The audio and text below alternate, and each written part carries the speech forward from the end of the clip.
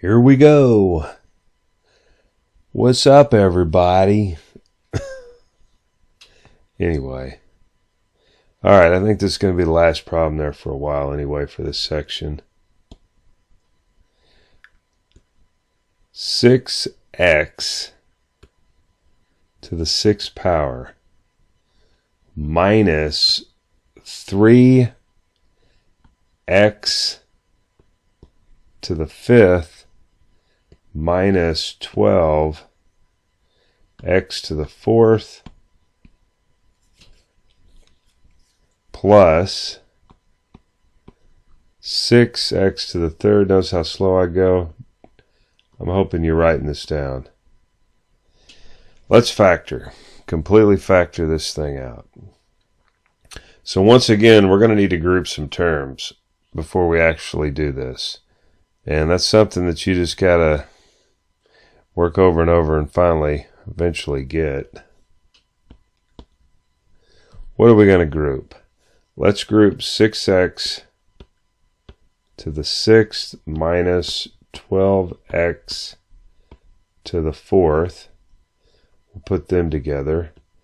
Minus 3x to the 5th plus 6x cubed.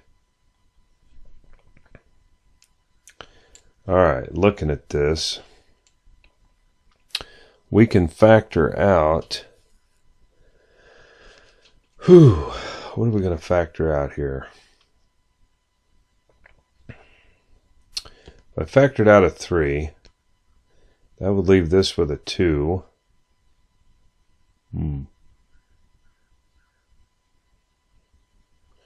That would leave that with an x to the 5th, x to the 3rd. Factor out that x cubed. You'd have x squared plus 2. Okay, let's factor a 3 out.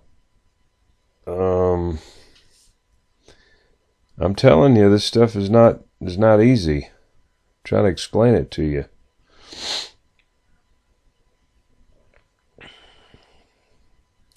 So I was trying to explain.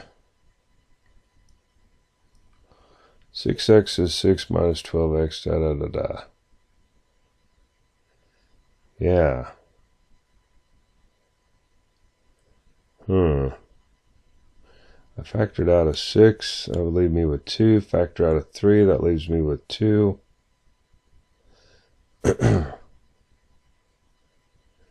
I don't know, we'll try this first. Sometimes you just got to do a little trial and error thing. Let's factor out this 6 and x to the 4th here. Let's just see what we got. So that's going to leave us with x. What does that leave us with? X squared, because 4 plus 2 is 6. Okay.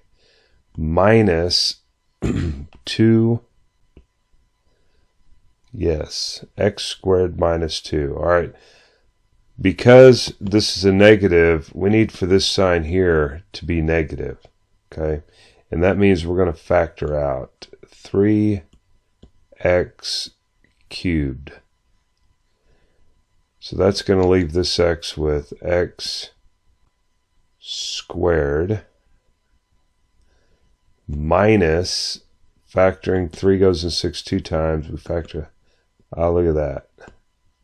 See that? So sometimes you just kind of work your way. You got to just do it. Just do it. Okay. Now, as you can see here, we have an x squared minus 2 and an x squared minus 2, so we can factor that out.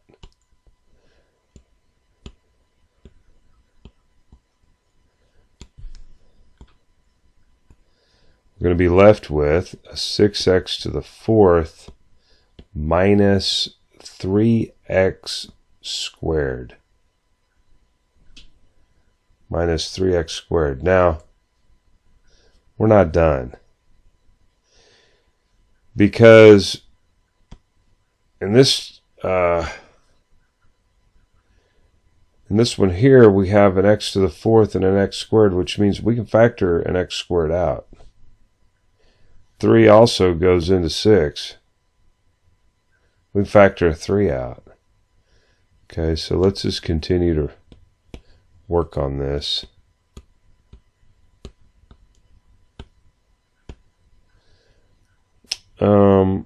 Let's see, maybe I shouldn't write a parentheses here. So I'm factoring a 3 and an x squared out. What are we left with here? This would be a 2, because that's a 4.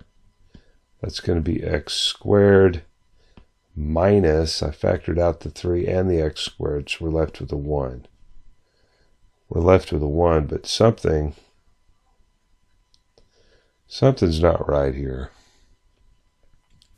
I'm trying to figure it out.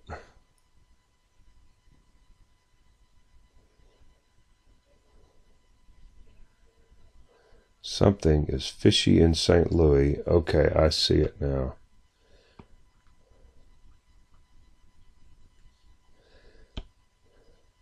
This is a 3. I don't know why I wrote a 2.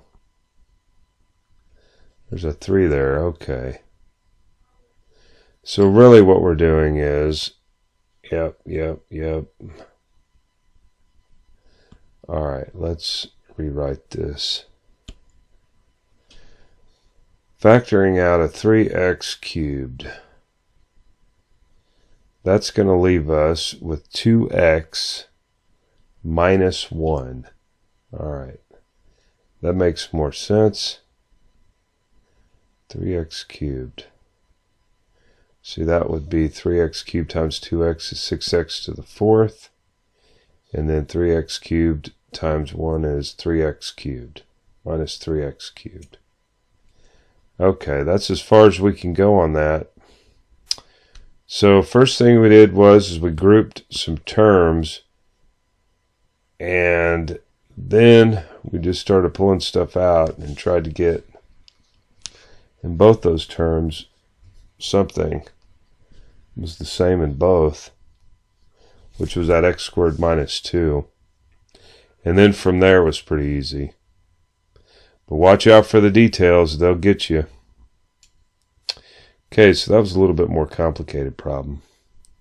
And of course, we'll have some, they'll be getting a little bit more complicated as we work our way through. I think the next section here is going to be factoring binomials, which really falls under factoring polynomials. But we're just looking at binomials. That's polynomials with two terms. Bi meaning two.